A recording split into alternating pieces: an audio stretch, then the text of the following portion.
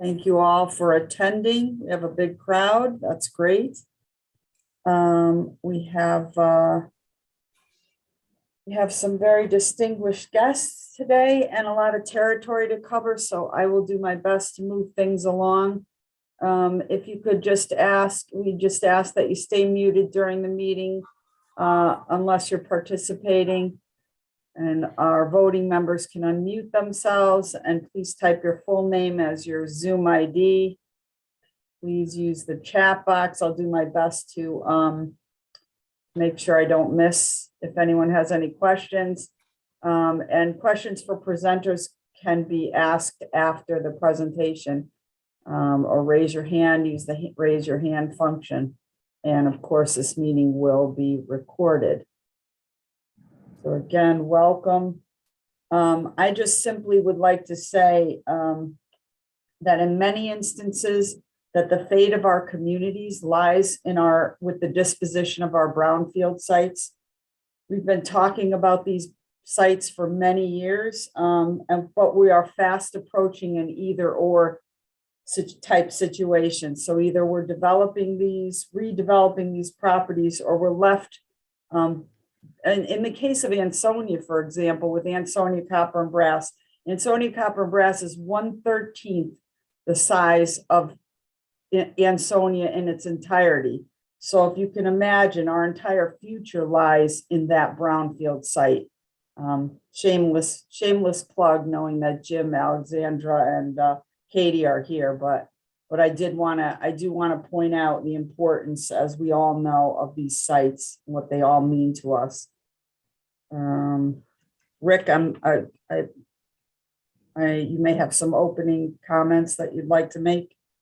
Well, thank you, Sheila.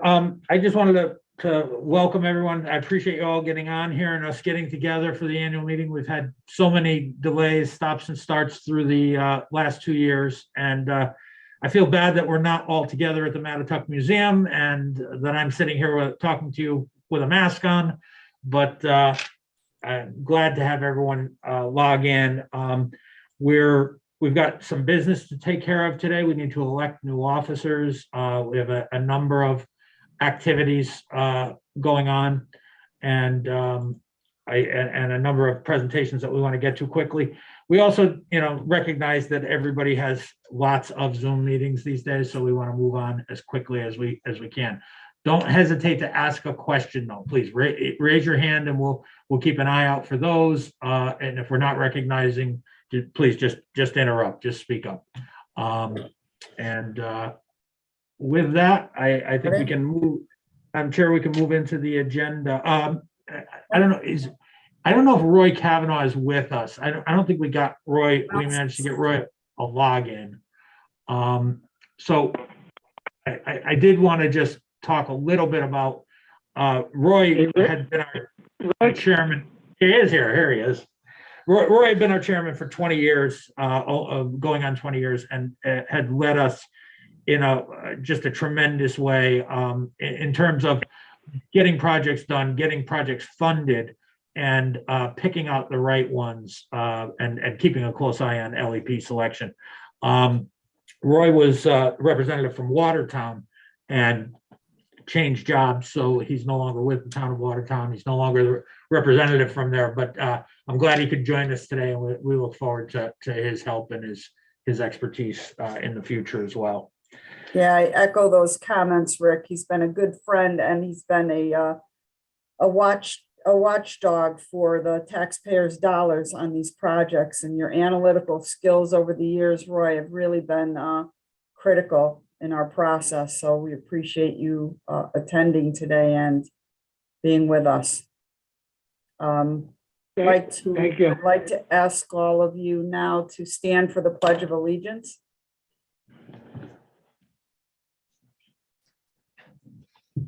Pledge allegiance to the flag of the United States of America and to the republic for which it stands, one nation, under God, indivisible, with liberty and justice for all.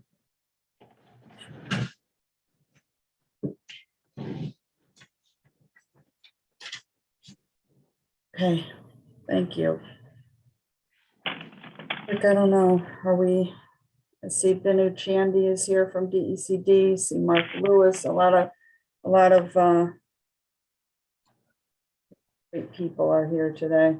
I don't know if everyone if you want to just quickly go through or go through the list. If you want, if you'd like, I'll just, I'll read off the people who are here and participating today. Obviously, I'm Rick Dunn. I'm the Executive Director of Naugatuck Valley Council of Governments. We're also joined by Christine O'Neill, who is basically putting together and running the RBP at a staff level these days. Christine joined us in the last year, and she's doing a great job. And we talked about Roy. Roy was with us. Sheila is chairing the meeting. I'm going to skip over the rest of staff except for the Brownfield staff at MVCOG. Aaron Boudris is with us. Aaron is the head of the environmental planning unit here. We have Deputy Commissioner Alexandra Daum from DECD with us today. She will give a short presentation. Andrew Backlick, Chief of Staff from the City of Derby, is with us today. First Select Woman Anne Marie Dragonis from Seymour is with us. Banu Shandy, everyone knows Banu from DECD Brownfields is with us as well. Chris Edge, who is one of your current officers from the town of Berlin, is with us. Crystal Pressler from town of Newtown. Dawn Ledger from the city of Bristol. We also have First Selectman Ed St. John from the town of Middlebury. Attorney Gary O'Connor is going to make a presentation today. Gary's with Pullman and Comley, and he's our attorney for Brownfields matters and general matters here at the COG as well. Let's see. Jim Byrne from Region 1 EPA is with us today. Jim is one of our key contacts there, along with Katy Deng. Jeff. So I have a few guests that I'll recognize just to mention them. I don't know all of you, so I apologize. Jeff Curry is with us today. Our Secretary Treasurer, Jim Nardozzi, representing the city of Waterbury, is with us today. Kareem Pimentel from Naugatuck Valley Project is here. And I had said Katy Deng from EPA Region 1 previously. Lou Perillo from the town of Southington joins us today. Malcolm Beeler is with us today. Mark Lewis from DEC, Deep, Connecticut Deep. I almost moved you over agencies, Mark. Mary Barton is with us today as well. Mina Mortazavi, thank you, is with us. Mike Kreneski, who's a selectman in Beacon Falls, is with us. We're also joined by our finance director, Mike Springle, who will speak in a little while. We're also joined by Pamela Lind, Trish Bauer, Paul Grimmer from Shelton Economic Development Corp is with us. Representative David Michael from Stanford is with us. Rista Malanka, who's nominated for a position today from the city of Torrington, is with us today. Ron Pugliese, who's one of your current officers and a proposed officer from the Naugatuck Valley, the Naugatuck Development Corp. You got me confused there. Rory Burke is also with us from the town of Seymour. Sam Haydock from BL Companies. Sarah DeStefano is with us today. Mayor Dunn from the town of Wolcott is with us. Tony Hurst from, Tony, I apologize. I know your agency as well as I know my own, and I cannot think of it right now. I've got a long list here. William Agresta is with us, as well as Kevin Zach, and that, I believe, completes the list. If I missed anyone, I apologize, but we should have 44 people here today. Nice job, Rick. Thank you. Sorry to put you through that. Thank you. And thank you, everyone, again, for attending. And now we will entertain motions for the executive board, members of our executive boards. This is the slate proposed by the Regional Brownfield Partnership Nominating Committee. And with that, I will take a. I'll make the motion. Okay. Motion. Second, Chris Edge. All right. Any discussion? All in favor signify by saying aye. Aye. Aye. Carries. Members are elected. I thought, okay, as long as we don't have to individually elect, that's great. We'll record the motion as being to direct the secretary to cast one ballot for the slate. We'll note that there were, I'll ask one time, were there any nominations from the floor before the vote was cast? Any nominations were made from the floor? No. Okay, so the motion will read that the secretary is directed to cast one ballot in favor of the slate proposed by the RBP nominating committee. Just to note, so Ron Pugliese is moving into the vice chair position. He had one of the at-large seats, which was scheduled to run alternate to 2 years. So, yes, Chris, I'm going to answer your question in a second. So Ron moved up from an existing position, creating a vacancy. So Rista Malanka was elected to the at-large position, one of the two at-large positions for the remaining balance of the term, which is 1 year. Chris Edge is also an at-large member. He has a year left on his term already.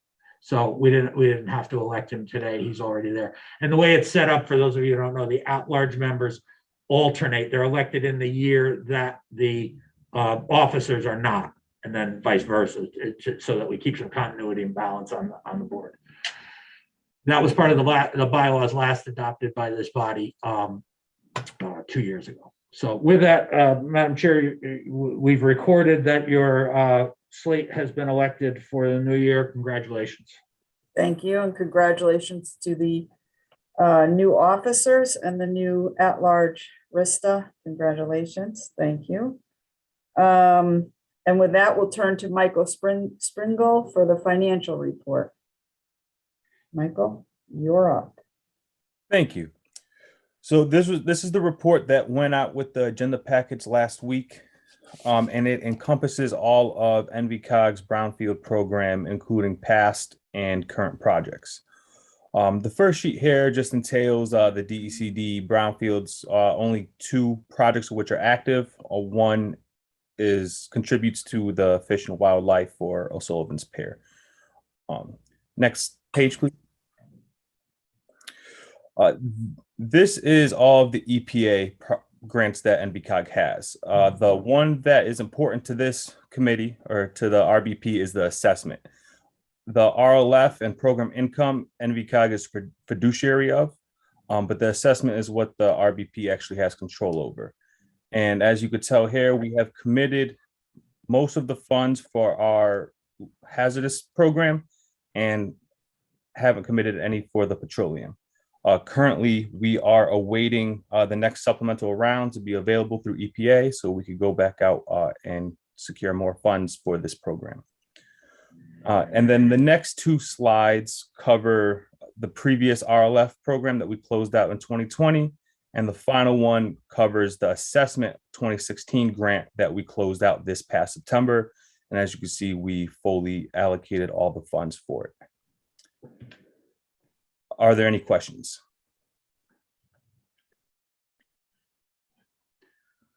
In case anybody has any additional questions about the finance reports, we'll post these on the RBP page of the NVCOG website, along with the ones that were mailed out to you.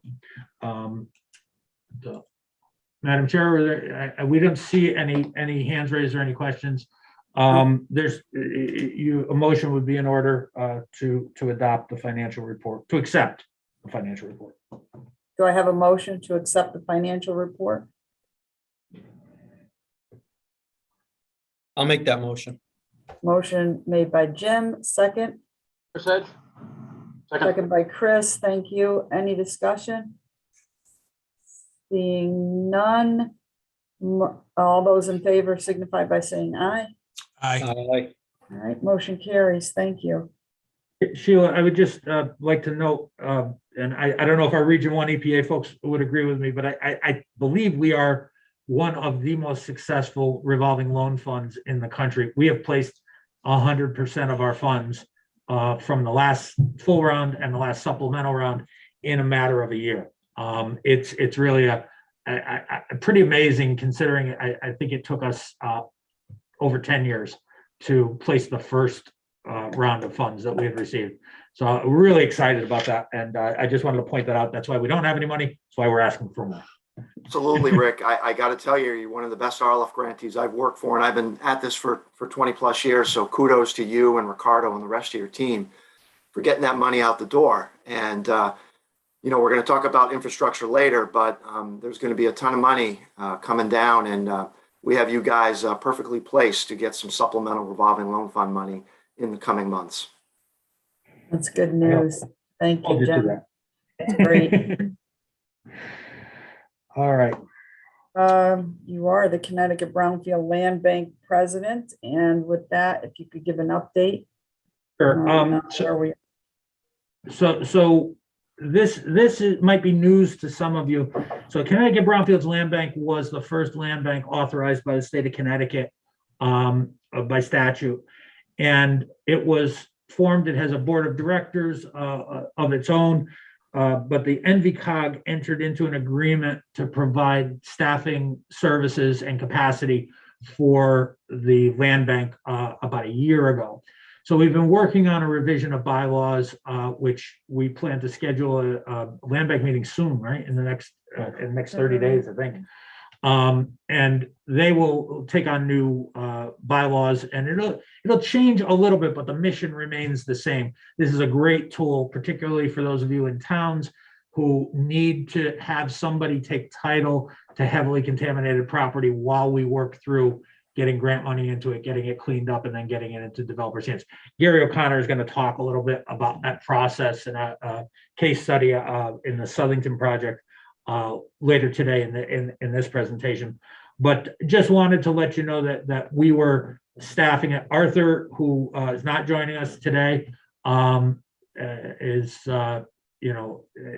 really taken a step back from his professional responsibilities. It's one of the reasons we took this over. We thought it was an important organization, and we wanted to make sure that it was sustained going forward.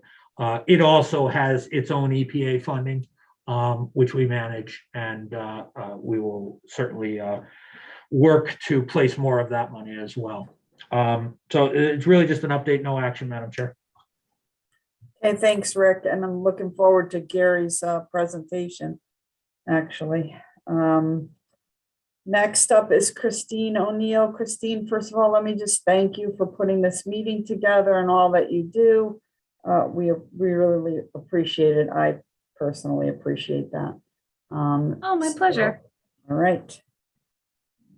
Great. So I wanted to talk really quickly about what the RBP, sort of who we serve, right? So we've got 24 eligible cities and towns serving about 600,000 residents.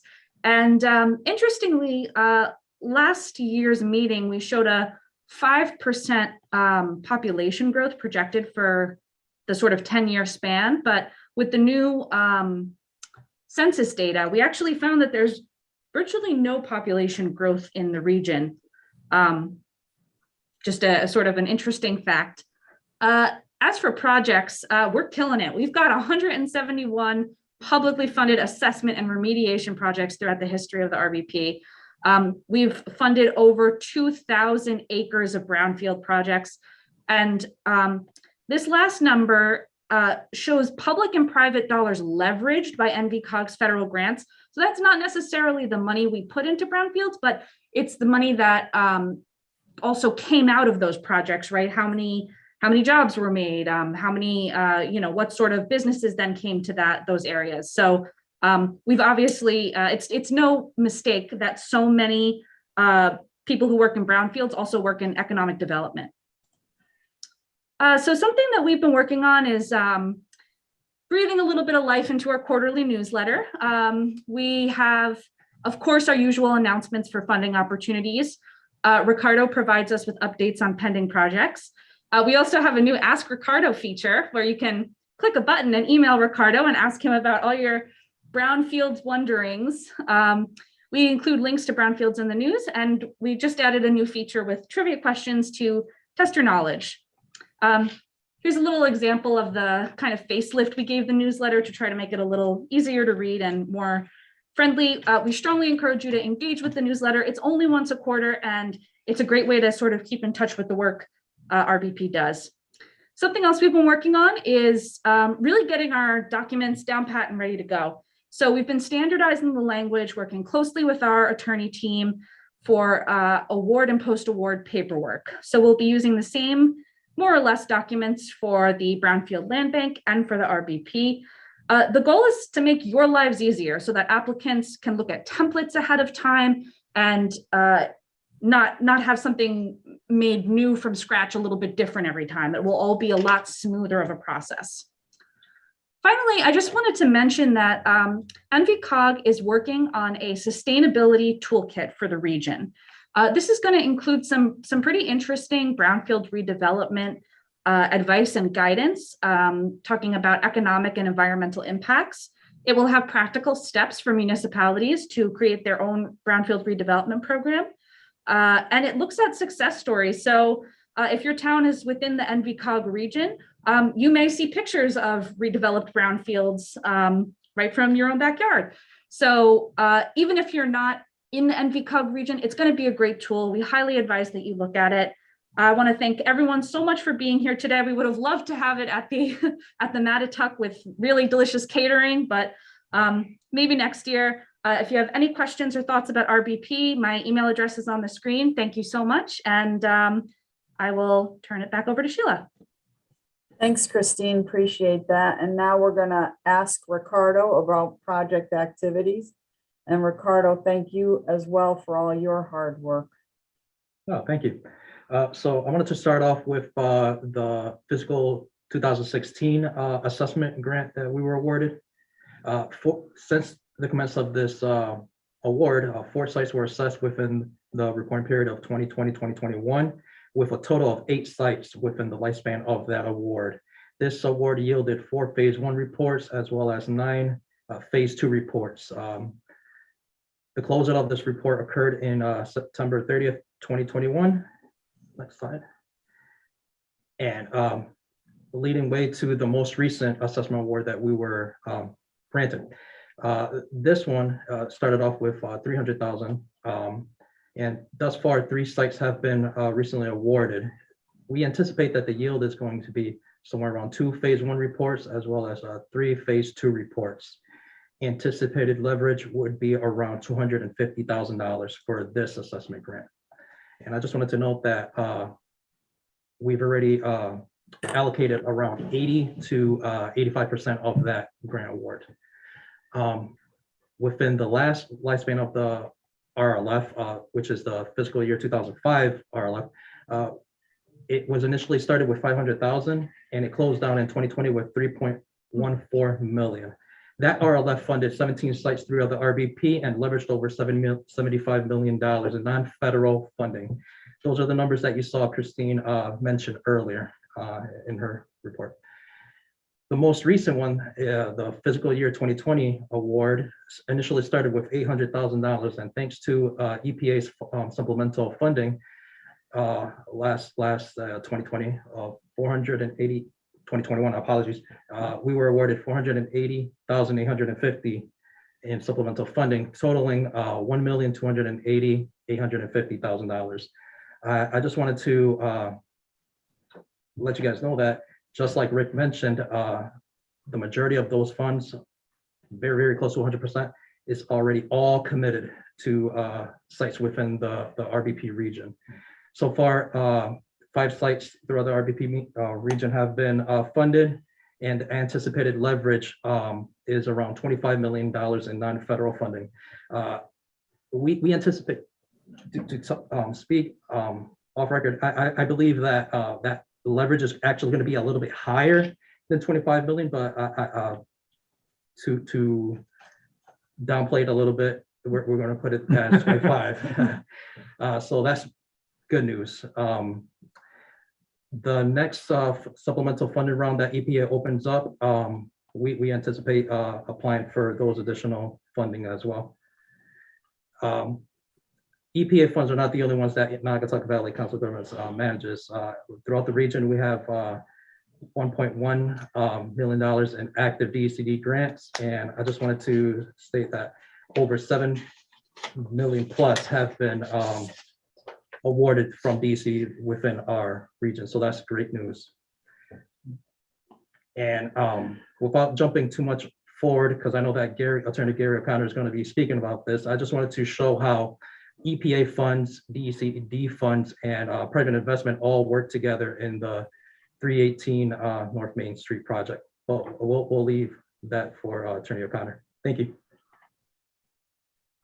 Questions for any one of our presenters or any of the topics we've covered? I don't see anything in the chat.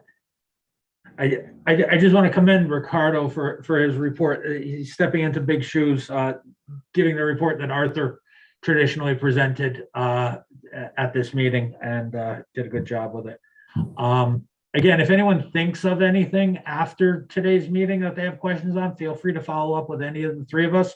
We'll be happy to talk with you and get together. I also just wanted to comment on Christine's report earlier.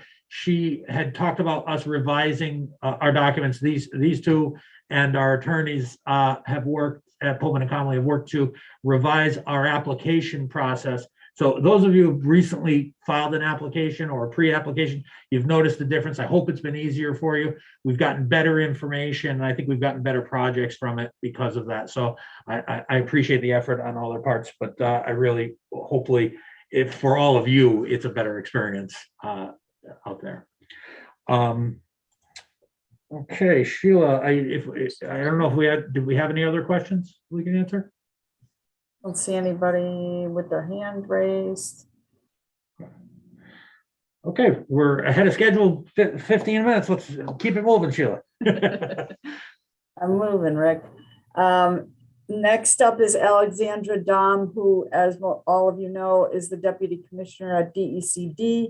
Alexandra comes with an extensive background in real estate and strategic policy and planning, and has already done some significant work on streamlining processes at DECD and shaping policy. And I'd like to, Alexandra, the floor is yours. I'd like to introduce you now. Thank you, Sheila. I appreciate Okay. that. We don't always get compliments on streamlining of processes, so I'll take it. Okay. I'll take that, and it's yes, I'll put it in the bank. Okay.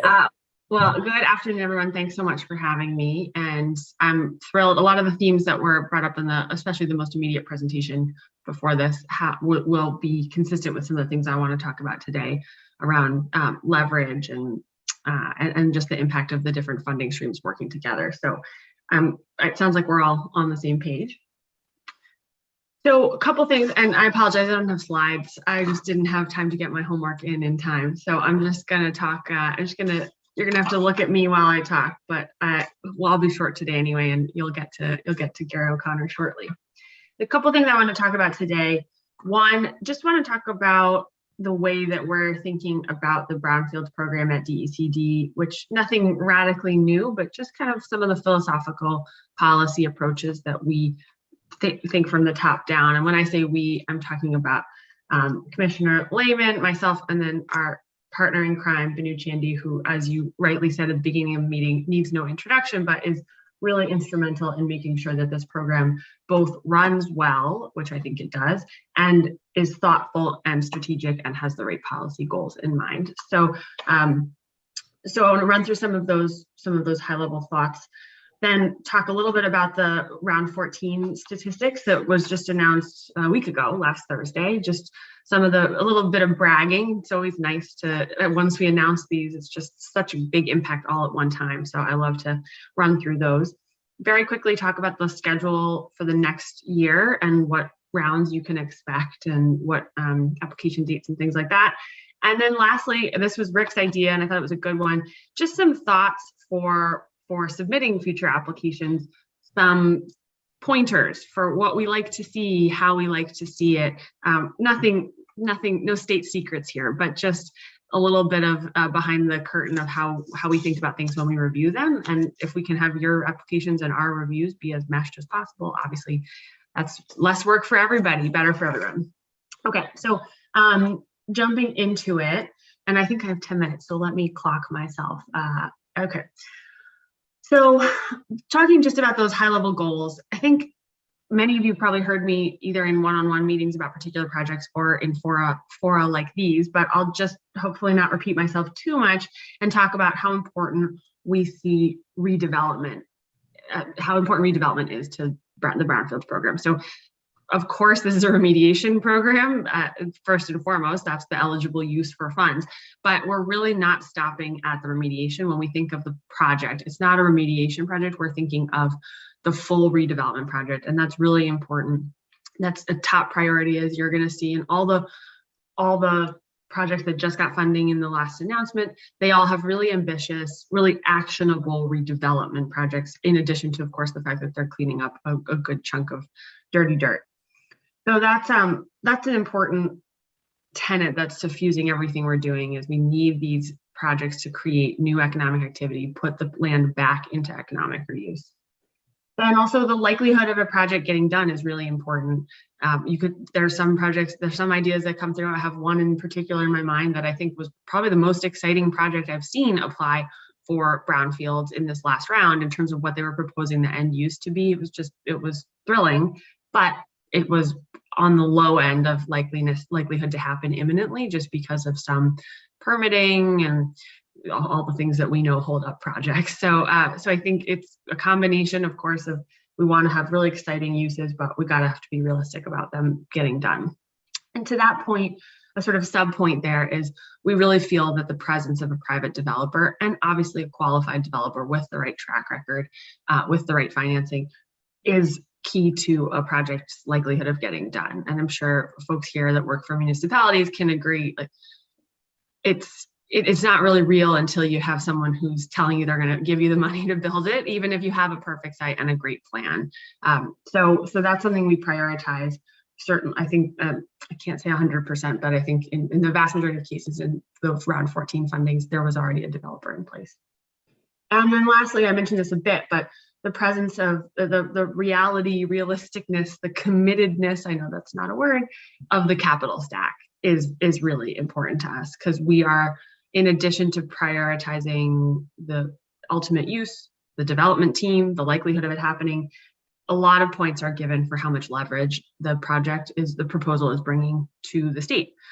We want to make sure that we're getting the best bang for our buck in terms of private sector funds, federal funds, local funds. All of those count in one way or another. Any non-state funds we're giving points for in various different weightings, but still.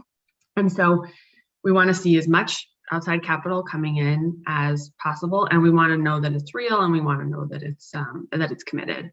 So those are some of the important things not to say that those weren't always important, but just I've been doing this now for 2 years, and certainly since I started, it's been those have all been top priorities for the program to make sure that we're filtering everything that gets funded gets filtered through those priority filters.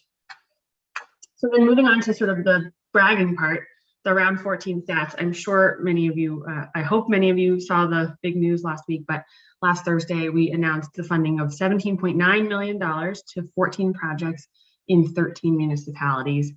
And that's going to go to clean up 78 acres. So again, we're not just a remediation program, but it's still really exciting to be cleaning up 78 acres.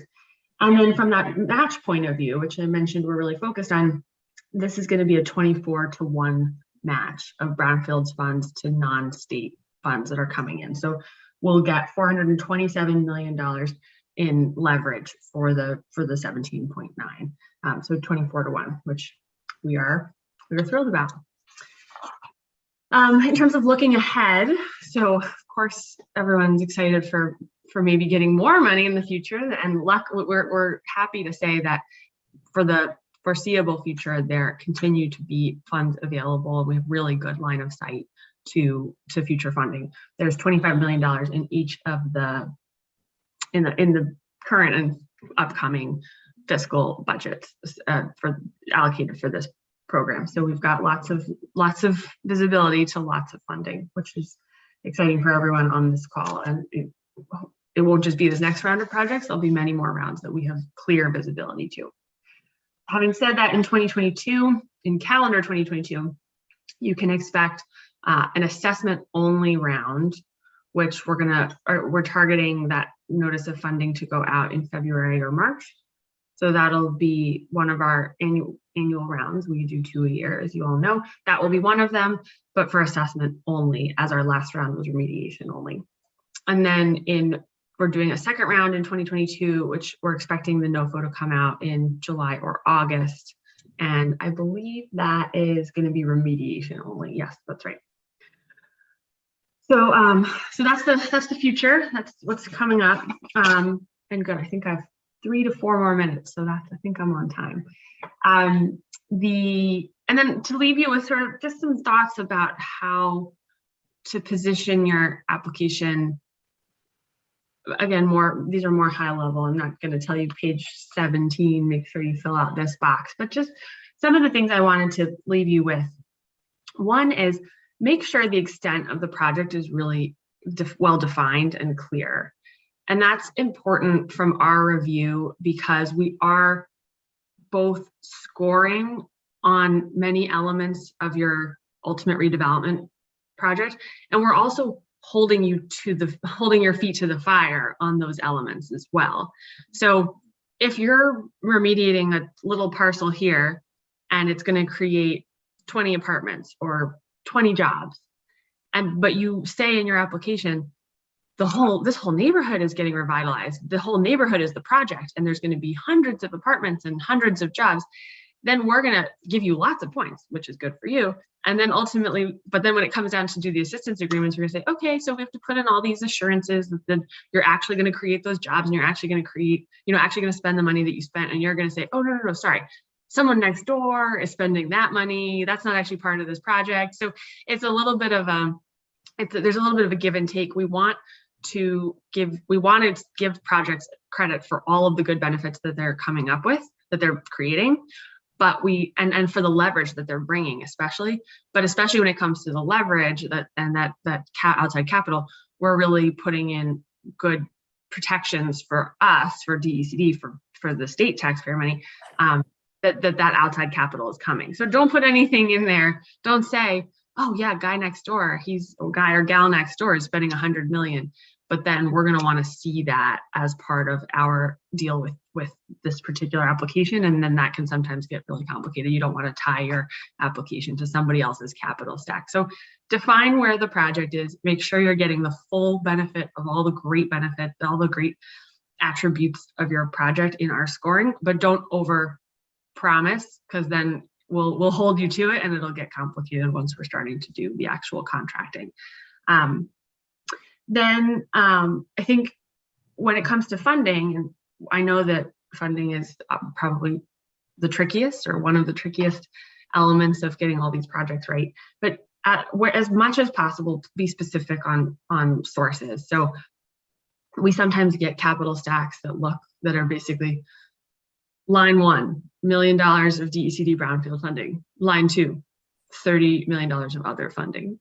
And we would love, if there's really $30 million coming in, great. That is great. But again, for my previous point, we're really focused on kind of holding folks' feet to the fire when it comes to making sure this money is coming in. So of course, it raises some questions as to whether or not it's coming in at all. And then 2, we also can't give you all the right credit, because I mentioned before, we kind of weight different kinds of outside funding differently. And so if we don't know what kind of money it is, it A, raises some questions of whether it's real, and then B, it just makes it hard for us to figure out how to think about that leverage and where it's coming from. I want to sort of flag 2 upcoming policy priorities that we haven't worked out the details, but I think we will be focusing more on resilience components, environmental resilience in future rounds. There's, of course, a lot of focus, I should say, on making sure that state funds across any program are going towards projects that increase the state's ability to be environmentally resilient and certainly don't hurt that ability. But we will be, I think, giving even more points and priority to projects that contribute to environmental resilience in the future. And we'll publish more detail about that before the next round. That was part of the governor's most recent executive order around various environmental initiatives. And then lastly, similarly, we're working on a formal affordable housing policy. We already give points and priority for projects that include affordable housing in their ultimate use, but I know, I keep saying suspect and think, and I know we are going to formalize that policy in terms of maybe even some, some requirements and give you guidance on what needs to be included as it relates to housing and affordability in future applications. And that will come with plenty of time for the next remediation round in the summer. So that I think that's maybe a minute or two over time, but hopefully that's enough for everyone to digest and think, and good food for thought. And I'm happy to take questions now or at the end. Sheila, Rick, how would you like to do it? Questions now or questions later? Yeah, no, now it's fine. I think while it's fresh, while your stuff is fresh, they should, if anyone has any questions. Yeah, please. Paul. Paul. Hey, you saw my hand. All right, cool. You talked about having an assessment only round. Quick question. Have you thought about doing something like the EPA does with a community-wide assessment program? Given the face that I'm making like this, I think the answer is I haven't thought about it. But maybe Banu, Mark, both of you feel free to jump in if there's something I don't know about. But go ahead. The COGS, regional entities are eligible entities to apply. And we did think about it, but assessment only, we wanted to keep it small. But yeah, we did consider a program, but decided against it. Where, we give a higher amount, more than 200K, to something like a regional agency, and they would handle it. But we didn't go further on that. We thought the 200K would be better for, a municipality. But land banks are eligible entities, and the regional agencies also can apply for that same fund.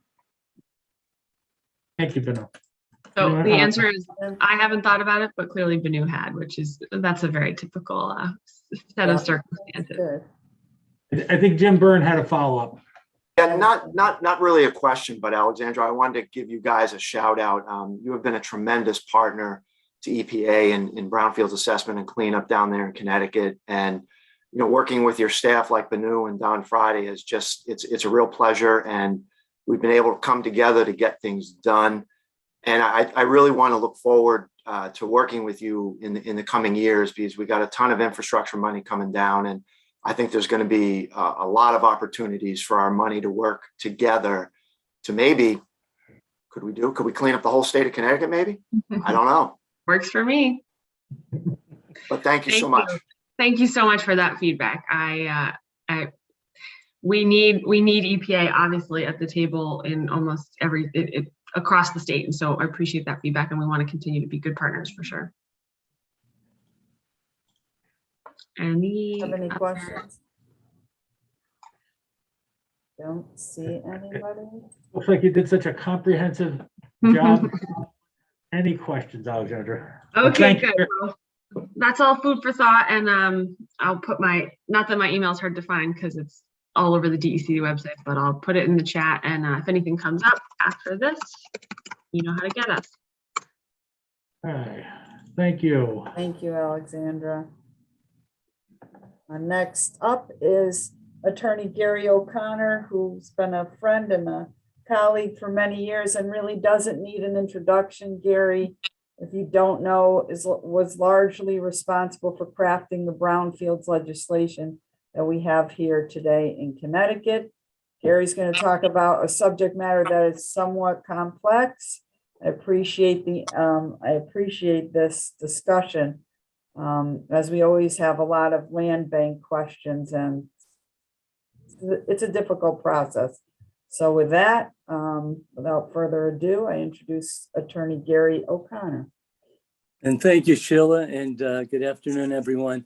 And I'd just like to echo Jim Byrne's remarks about DECD under leadership of Commissioner Lehman and Alexandra and Banu. They've been great partners working with the Brownfields Working Group to draft legislation and make the process much more manageable. And together with DEEP and Mark Lewis, Graham Stevens, and of course, Commissioner Dykes, Connecticut is really has one of the best brownfield programs in the country. We're all very proud of it. And, you know, through their efforts, we're going to keep it that way. So let me just begin by talking about the land bank. It's now, the Connecticut Brownfield Land Bank is now, as Rick mentioned, an affiliate organization of NVCOG, and NVCOG is providing the administrative expertise for it. And I believe it's one of 2 certified land banks now in the state. And just to go back by way of background, in June of 2017, Governor Malloy signed the Brownfield Land Bank law. And it's really unique throughout the country. Next slide.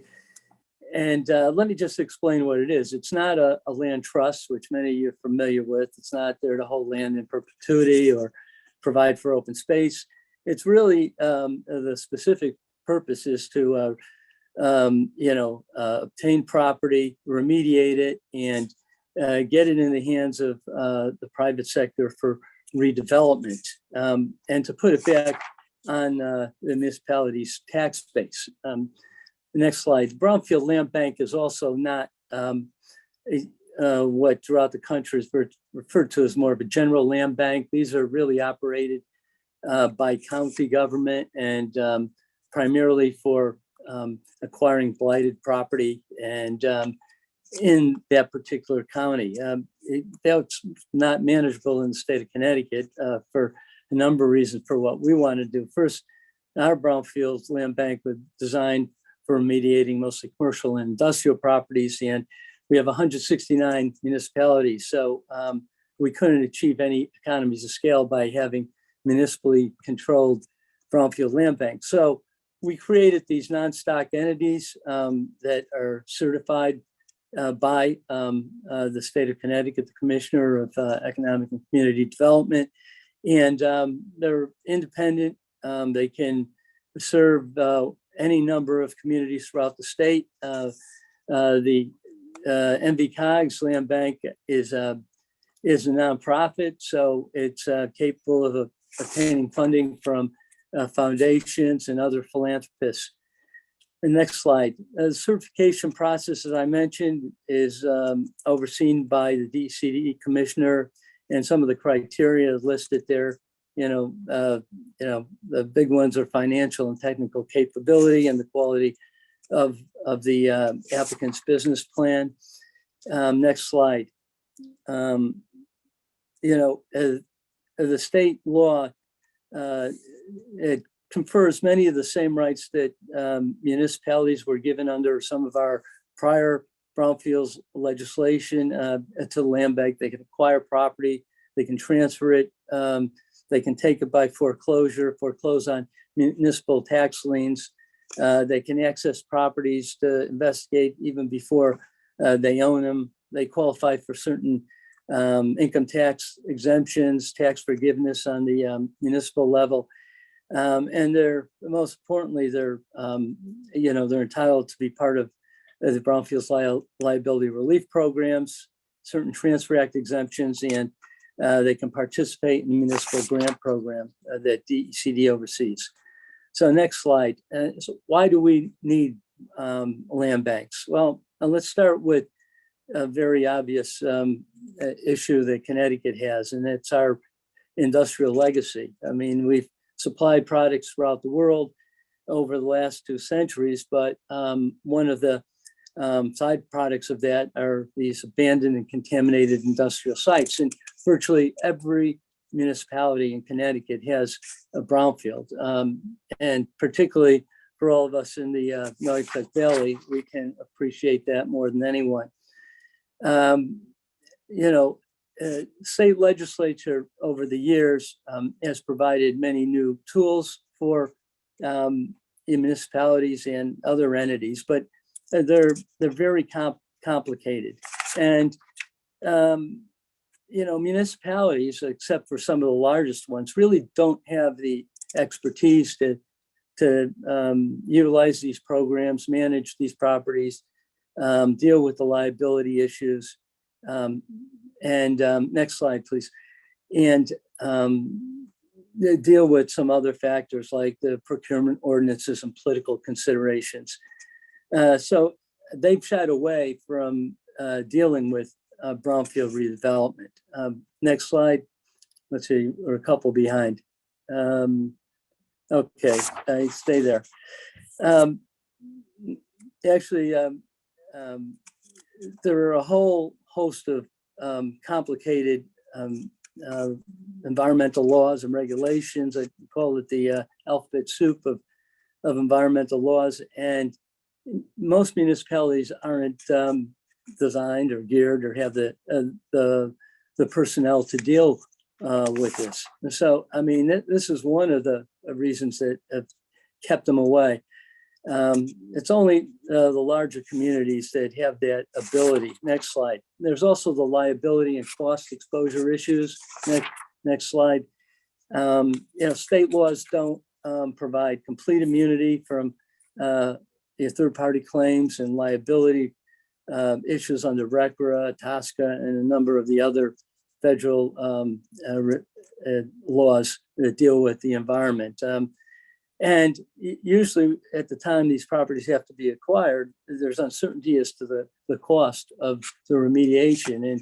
And most municipal leaders don't want to assume that kind of obligation without knowing exactly what it is. And even during the process of holding the property during remediation, before it goes to redeveloper, there's a lot of liability exposure and, maintaining the safety of the structure, preventing fires by vandals. Many of the municipalities and NBCOG have experienced these great fires to these old industrial sites that have created even more environmental problems for the site. So let's see, next slide. Yeah, that's good. There's also the procurement side of things. Land bank can handle contracts with remediation consultants and with remediation contractors probably easier than many municipalities that have very strict procurement requirements. And then finally, there's the political considerations. Make no mistake about it. These are long-term projects that go beyond any election cycle. So it's very easy for political opponents to use it against the sitting mayor or selectman. There's always issues regarding the uncertainty of cost that can be exploited by your political opponents. And every time you need to get an approval of a contract in connection with the remediation, that's another opportunity for, opposition to play politics. So for all those reasons, the Brownfield Land Bank is a perfect tool to use, and it provides some cover for municipalities, not only for liability, cost, and also for these political considerations. So the important thing to understand with the land bank, though, is that the municipality can still control the remediation and the ultimate redevelopment of the project. It's done through the land banking agreement. And the land banking agreement, you can control the scope of the remediation. You can define exactly what has to be done. The grant application work can be delegated to the land bank. Because the land bank is going to be in the chain of title. A lot of times the municipal tax liens are assigned and the land bank forecloses. The municipality is not in the chain of title, so it doesn't have that liability issue to deal with. And because the land bank has, expertise at doing these things, a lot of the management concerns are transferred through the land bank. But and this is important, the ultimate process of selecting the redeveloper and the selection of the redeveloper can be controlled through the land banking agreement so that the municipality maintains in complete control. Next slide. I wanted to just present one quick case study, and for a couple of reasons. One is that it shows a tremendous collaboration with the land bank on the part of the town, in this case, the town of Southington, DECD, DEEP, and EPA, all, and ultimately the lovely development, who is the redeveloper. And everyone played a role in making this move. And the other reason I wanted to talk about it is it was probably the most challenging Brownfields project I've been involved in. You could write a number of law school test exams based on this, because I think every possible issue that existed was part of this one. The property is the old Beaton and Corbin site. You can see from the, there's a small map there. It's 318 North Main Street. It's 1.65 acres. It's an abandoned property. Owner was formerly Beacon and Corbin Manufacturing. And what's important about this, it's right on North Main Street, and it's one of the gateway areas to downtown Southington. You can see it's very close to downtown. And so it was a real eyesore that needed to be addressed. The next slide is just a 1965 survey, and you can see the old factory complex, a large industrial building, several outbuildings, and it's on the corner of Chapman and North Main Street. Next slide. The site had a real storied history. In the 1800s, the Aetna Match Company operated it as a manufacturing facility. And from 1900 to 1989, Beaton and Corbin operated there. They manufactured ceiling and floor plates, plumbing fixtures, and they did metal machining and metal plating, all of which have significant hazardous waste byproducts as a result. In 2003, fire destroyed the 25,000 square foot main building, and it was a real mess. And there was some recovery operations going on before then. But when the land banking agreement was signed in 2017, the site consisted of, building foundations, a settling basin for wastewater treatment, a large AST, a large underground storage tank, 3 dilapidated storage sheds, and it was just a blight on the neighborhood and an eyesore for the town. Next slide.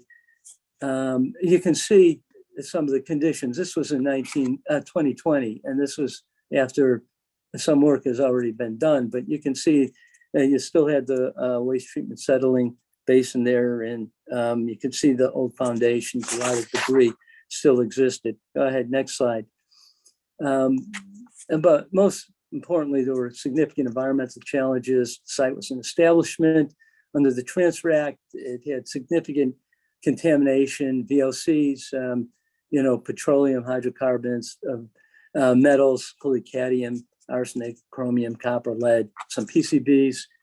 And the estimated cost at that time, this was after work had already begun, was still at $1.3 million. And I think that's going up a little bit since. There was also DEP orders on the project. 1984 deep order to abate pollution. There was a judgment lien for $400,000, and then a 2010 deep lien for $14,000 on the property. Next slide. Now, there were also huge title challenges. There were 5 unreleased mortgages to banks, contractors, and individuals whose whereabouts we didn't know. There were only a couple of years of municipal real estate liens actually filed on the property at that time. And that was a concern because we were concerned that one of the subordinate mortgage holders might just come in and redeem the property because there was not much ahead of it. But in this case, we worked with the appraiser and were able to establish that the property was, underwater by a lot. And so there were no no subordinate lien holders that were willing to take the property, fortunately. There was also, if you can believe it, we got into this and found out after having one title search done, a second title searcher said, well, there's no real record of the property being transferred from Aetna Match to Beaton and Corbin. So you can imagine how happy we were when we heard that. Fortunately, our litigation department, when we foreclosed on it, was able to be very creative, and we had the right judge who was experienced, understood it, and we were able to correct all the title defects, including maybe description problems with tax liens in the actual foreclosure action. And that was not contested or appealed. And, we were able to resolve the title issues that way. Next slide. I'm not going to go through all this with you, but on the slides, you'll see what typically is done in the process to evaluate the site, scope it, make a project proposal and project action plan. But this started, Arthur Bogan's involvement in this started, I think, in 2015, somewhere around there with the town. And this was, he had been working on creating the land bank and getting legislation passed, but, the legislation wasn't even passed when he was involved. And it was only, later in the first half of 2017 that a land banking agreement was actually signed with the town. Next slide. Again, if you're more interested in what goes into the initial phase, I've provided you a slide. And next slide. So June 2017, we had the land bank agreement signed, and this was the agreement, as I said, that gave the municipality really control over the property without them having to get in the chain of title. Linearly, typically the next step would be EPA and DECD funding would be sought. In this case, because this was going on for so long and we were waiting to get certified as a land bank, EPA funding and DECD funding had already been approved, and it was a $400,000 Brownfields grant. And there was I believe, a $400,000 EPA loan that would go to the ultimate redeveloper to continue, the remediation process. Investigation began, consultants were hired, remediation contractors, RFP went out. And once we got a good handle on what was going on with the site, and we were satisfied with our ability to foreclose on the property, we entered into what we call the tri-party agreement, and that was between the town, the land bank, and the redeveloper for the ultimate redevelopment of the site. And it was a very slow, painstaking process, and I think Lou Perillo was on this Zoom call, so he can attest to that. But we got it done, and and have been moving forward. Once that agreement was signed, the tax liens were signed. We wanted to wait till we had at least 2 full years tax liens. They were assigned to the land bank, and our firm immediately began foreclosing March 2020. Of course, they had all the challenges. COVID hit, and the courts shut down. So what we thought would be a 6-month process, it took over a year. So, but we continued on. The investigation and some remediation began, in August 2020. At that time, also, EPA loan was closed with Lovely Development because they were going to step up and start some of the process, immediately. Next slide. So, so since then, the property actually, which is not on here, was ultimately, judgment was entered, and the land bank took title in April 2021. thank God. And, investigation and remediation has been going forward. And we expect that we'll be in a position to close this property with Lovely Development this spring. Lovely Development will, commence construction. And as many of you know, part of the development is also a part of the redevelopment, where soils have to be capped and soils isolated, the building and the paid parking areas are used as part of that remediation tool. Now, once construction's completed, and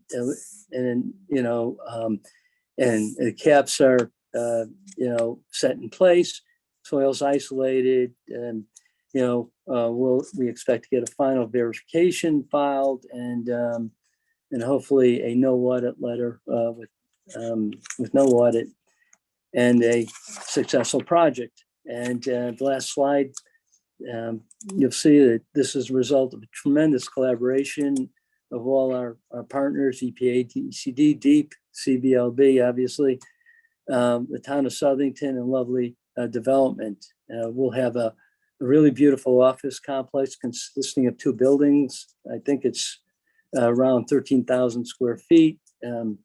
So everything that we had hoped, and it's everyone's goal to put a eyesore or contaminated property back to productive reuse.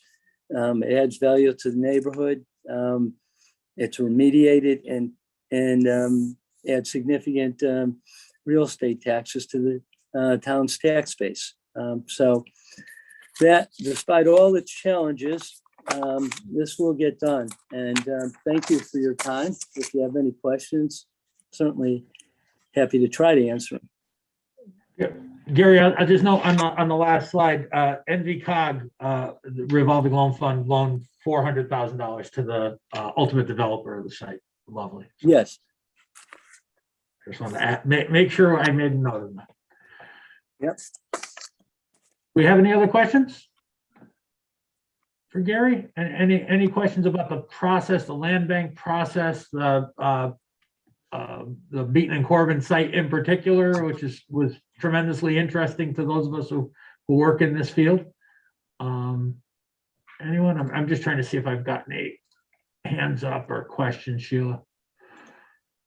No, I think we're good, Sheila. We're ready to go to Gary. Thank you very much. I appreciate it and look forward to continuing to work with you. Sheila. Muted. Sheila? She's on mute. Or is Sorry she about off her- that. Yeah. Sorry about that. Really, Sheila, 2 years in and you still don't know how to turn on. Only 2 years, right? Yeah. So our good friends, Jim Byrne and Katy Deng from U.S. Environmental Protection Agency, Region 1. Can't thank you guys enough for your partnership, as was discussed earlier in the meeting. And Jim always has to get the call, the cry call, why, Jim, why? So I appreciate your putting up with that. Hopefully you won't have to put up with it much longer. But wanted to turn it over to you now. Finally, it's Infrastructure Week. I like that title, so go ahead. Well, thank you very much, Sheila. And I always got your back. Any of the towns in the region, we got your back. Appreciate right? that. Especially with all the money coming down, and that's what we're going to kind of get into right now. Hi, everybody. It's great to see all your faces. Happy New Year. I'm Jim Byrne. I'm the Brownfields coordinator for Region 1. I'm also the project officer for the Connecticut Land Bank. With me today is Katy Deng, who's the project officer for the NVCOG grants. And with tongue firmly planted in cheek, I need to say after 5 years, it's finally Infrastructure Week. Woohoo! Mm-hmm. Next slide, please. I just want to start out by giving you a brief program update on where we are in our current round of our grants competition. For the FY22 assessment revolving loan fund and cleanup competition, we are now in the midst of threshold review, which is our pass-fail portion, as many of you know. We're going to be reviewing the ranking criteria, probably starting in February. And we anticipate awards to be announced probably by the beginning of May. So you folks should know. by then. And another interesting twist, which the infrastructure law has added, is that we're going to have another round of competitions this year.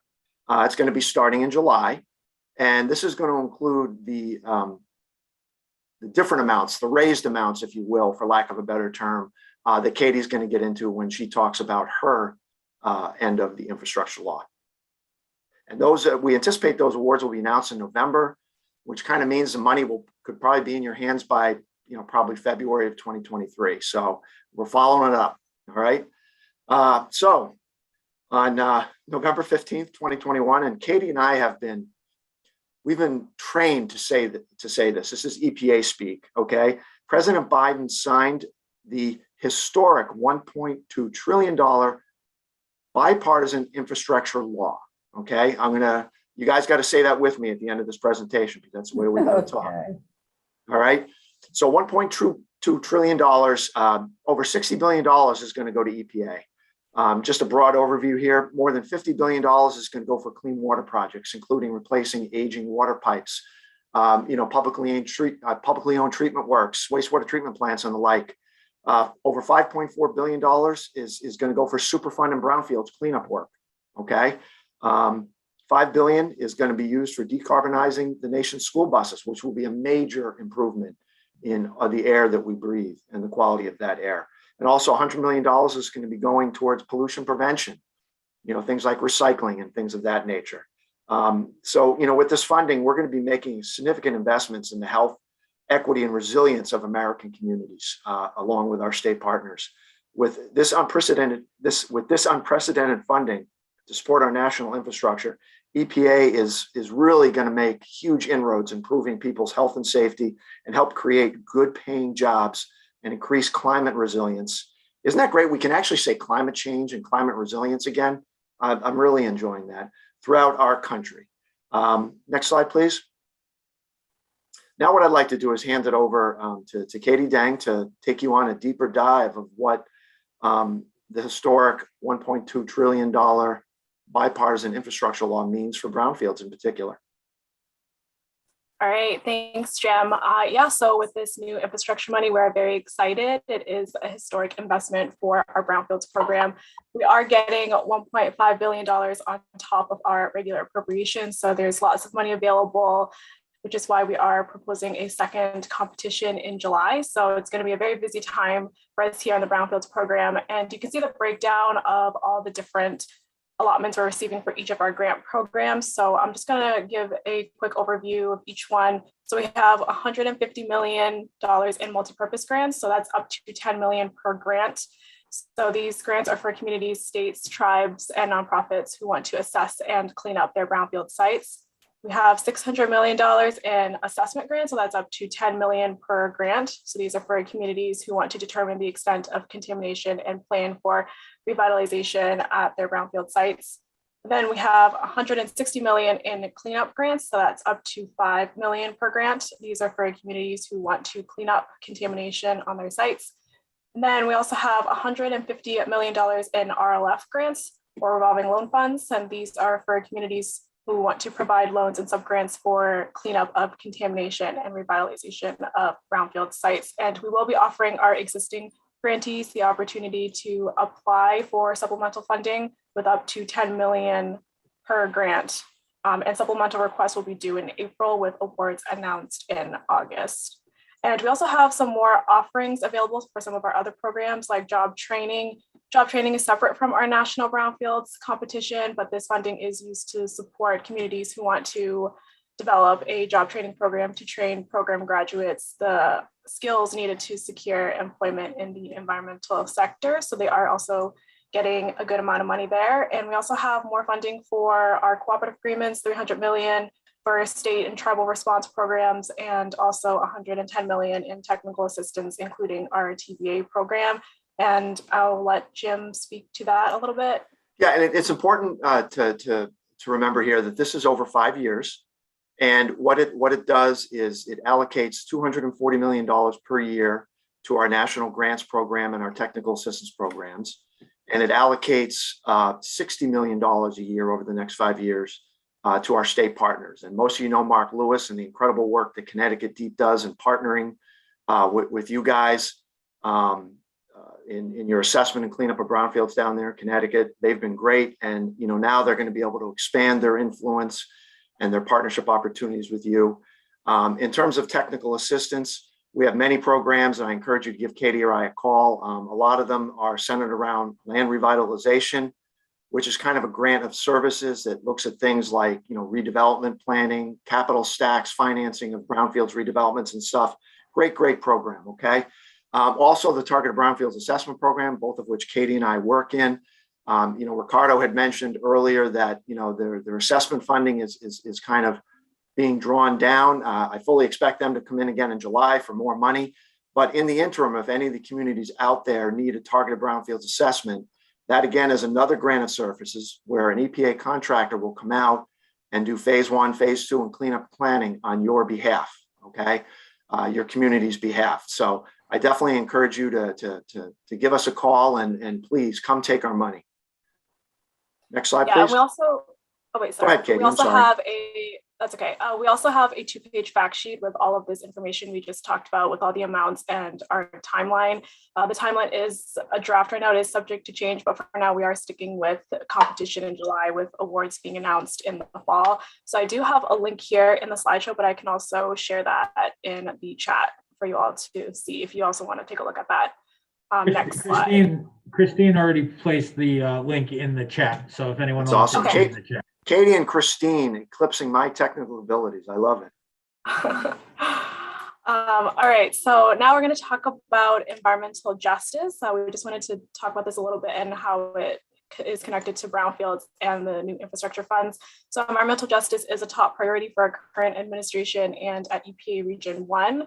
There's been a lot more discussion on how we can help more disadvantaged and overburdened communities. So there's lots of moving parts for EJ, lots of which are still being figured out at the moment, and how we want to do that moving forward. But to give sort of just a quick high-level overview, at least at the national level, the American Rescue Plan, we did have a very large influx of funds that came into the EJ program from the American Rescue Plan. Almost 50 million was distributed to fund EJ initiatives. So that really helped our EJ Small Grants Program, which received 4.5 million of additional funds, which more than doubled the amount of funding for the program from 2.8 million. So big increase in workload for reviewers and project officers. And we also got money for our EJ Collaborative Problem Solving Grant Program, which received 6 million in additional funds, which almost tripled the budget of the program from its 3.2 million. So another huge increase in volume of awards.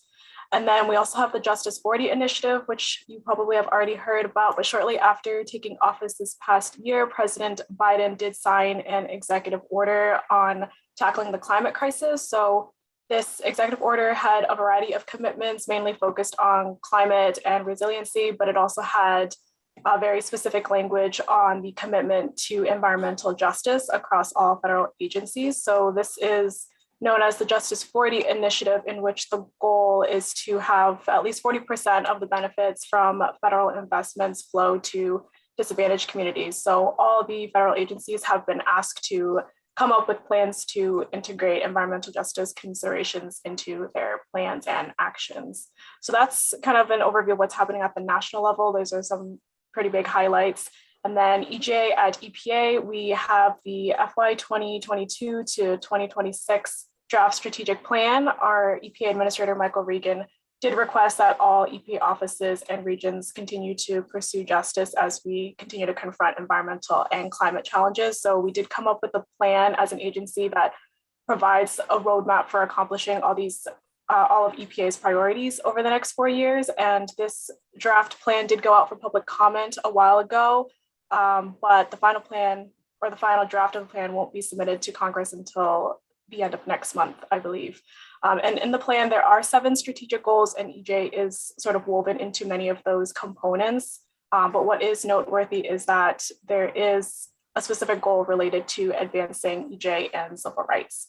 And then at our region, at Region 1, we have the FY 2021 to 2022 Region 1 EJ Action Plan. So these are more short-term actions to address EJ in our region in New England. So each one of our program offices was asked to submit some EJ actions they can commit to over the next year. So this is also another way to better integrate and advance EJ in our region. And then lastly, we also have a regional environmental justice team. So this team is made up of staff level representatives from each of our divisions led by our EJ coordinator. Currently have 23 members on our team. The team is broken up into many different subgroups that work on EJ related matters. And these subgroups meet monthly, sometimes more frequently or less frequently, depending on the need. But yeah, so I'm also a member on the team. So I help out when I do have time, but it's also a good way for me to serve as a contact or a resource if anyone had any EJ questions or concerns. And then going back to Brownfields and our current competition this year, our guidelines, we did also encourage, in our guidelines this year, we did also encourage our applicants to propose projects in areas where there are disadvantaged communities. And our guidelines this year did have some language from the Justice 40 initiative in this year's competition. And then there are also many different tools and resources available that you can all take advantage of if you ever wanted to look more into your community and see what potential EJ issues may exist. EJ Screen is the principal tool we use for environmental justice data. It is a screening tool that, based on a set of environmental and demographic indicators, it is a tool that provides a lot of really helpful information to characterize your communities.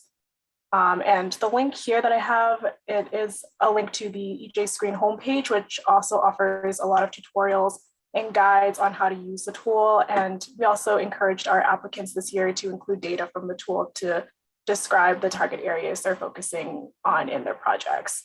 And then our tab provider, UConn, they also did a really good webinar on EJ Screen, and they showed a live demo of how to use it and how to use some of the information in their application. So I also have a link to that, so I can also put that in the chat as well to the recording. And so, yeah, and then so all these new infrastructure funds will continue to help with our EJ priorities. So that's a good thing to definitely keep in mind for when you're applying for our funding in the upcoming competitions. Next slide. So how will this all impact Brownfields work? So obviously there's a lot more money, so a lot more grants and technical assistance available. With all of this extra money, more sites can be prioritized, assessed, cleaned up, and redeveloped, so offering many more opportunities and benefits to the communities that need it. We can also remove barriers to Brownfields reuse and revitalization and spur new development that is much needed. We also will have increased opportunities for communities, like more job creation and economic opportunity, and then more investment in communities that both large and small, urban and rural, and also disadvantaged communities. And that also aligns with the president's EJ executive order. Then we can also make sure the work we're doing promotes sustainable and equitable redevelopment, cultivate healthy, resilient, and livable neighborhoods, and also address any other economic, social, and environmental challenges. Next slide. And this is our contact information, so feel free to call us with any questions at any time. Next slide. And that's it. Any questions? Thanks, Katie. Does anyone have any questions for Jim or Katie? So yeah, this was just kind of a broad overview. We're still working with headquarters to iron out a lot of the details of how we're going to get this money out the door and how it's going to be spent and stuff like that. So stay tuned. All right. Anyone else who has any questions for EPA or for any of the presenters? Anything else that we've covered? No. Sheila, if I just might, a couple of things. So I want to apologize to Tony Hurst from New Opportunities, who I couldn't remember her organizational name. Tony is not only involved with us here and involved with the RVP, but involved directly with the Connecticut Brownfields Land Bank. So I apologize to you, Tony, for forgetting your agency name. It's like forgetting my own name. Rick, I was trying to say no.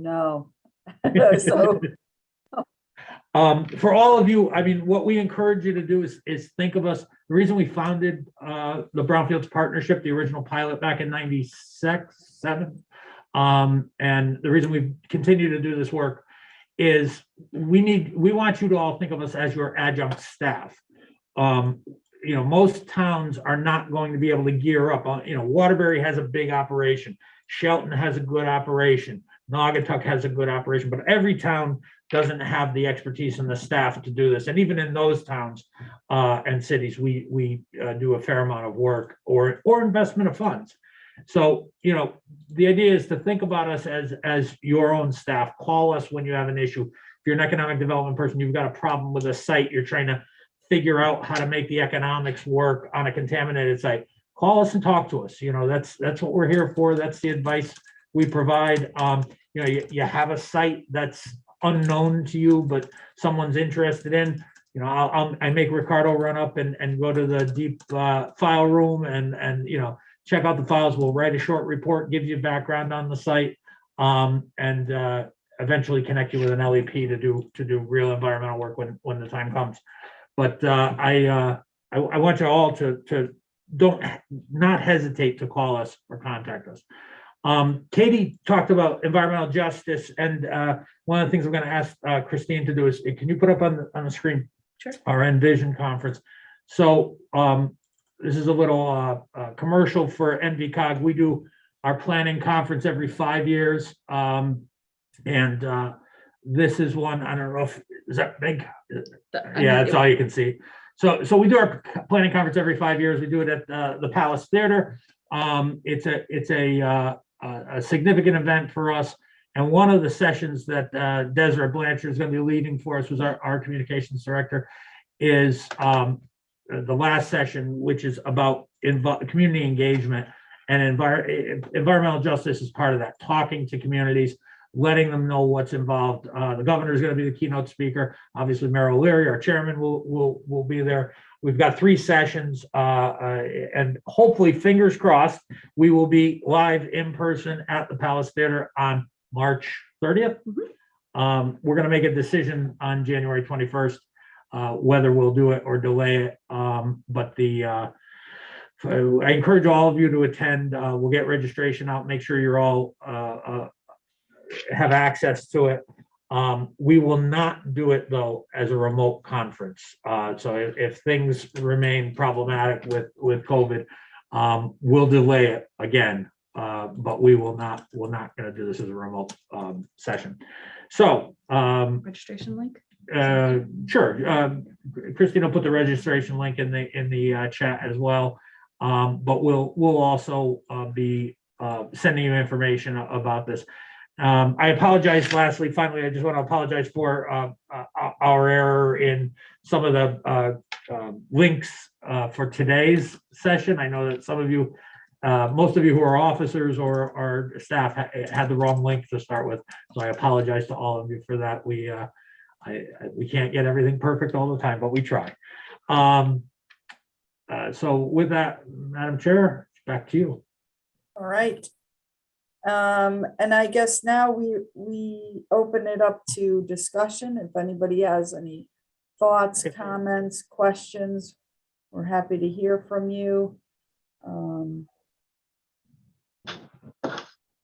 this is Chris Edge. Just want to say thank you to NVCOG and the Regional Brownfield Partnership teams. I think having both of these groups as an asset to communities has been tremendous. I think the knowledge, the experience, and just being able to help and answer questions has been a boon to the town of Berlin.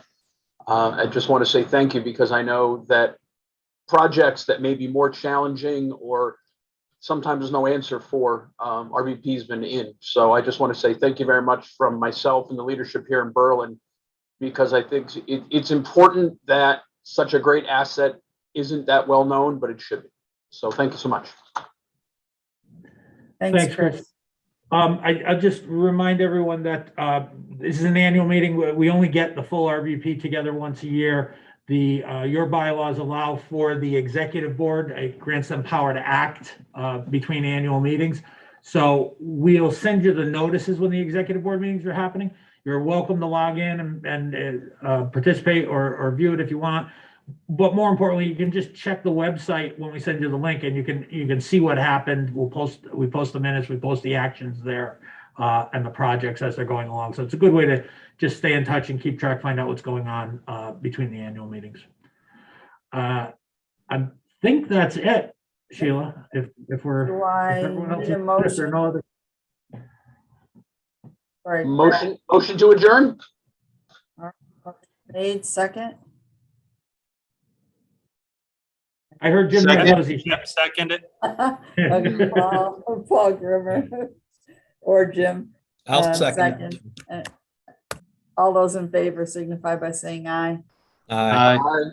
All right, any opposed? I doubt it. Thank you very much, everyone, for your time. Thank you. A great meeting.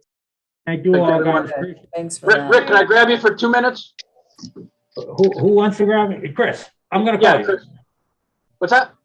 I'll call you. Perfect. Thank you. All right.